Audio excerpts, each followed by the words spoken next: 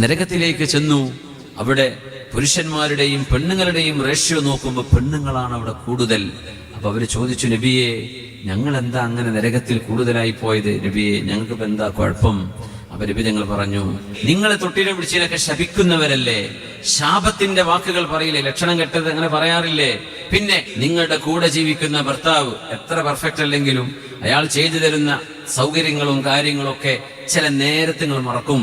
ഒരു ഉപകാരങ്ങളെ കൊണ്ട് എനിക്കില്ലല്ലോ എന്നൊരു വാക്ക് നിങ്ങൾ ഭർത്താവിനോട് പറയാറില്ലേ?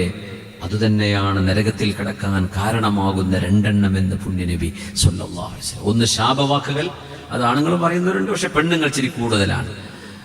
പിന്നെ അത് നബിതങ്ങൾ അങ്ങനെ ഒരു ജനറലൈസ് ചെയ്ത് പറഞ്ഞു സ്വല്ലല്ലാഹു അലൈഹി വസല്ലം. തങ്ങൾക്കറിയാലോ, അള്ളാഹുവിന്റെ ഹബീബാൻ, മനുഷ്യ സൃഷ്ടിയും മനുഷ്യ സ്വഭാവ ഗുണങ്ങളും അതിന്റെ എല്ലാ മെക്കാനിസവും നബി തങ്ങൾക്കറിയാം, അള്ളാഹു അറിയിച്ചു കൊടുക്കാം. തങ്ങളത് പറഞ്ഞു. അതിപ്പോ ഫെമിനിസ്റ്റുകൾ ചിന്താവാദം വെച്ചിട്ട് കാര്യമൊന്നുമില്ല, അതങ്ങനെ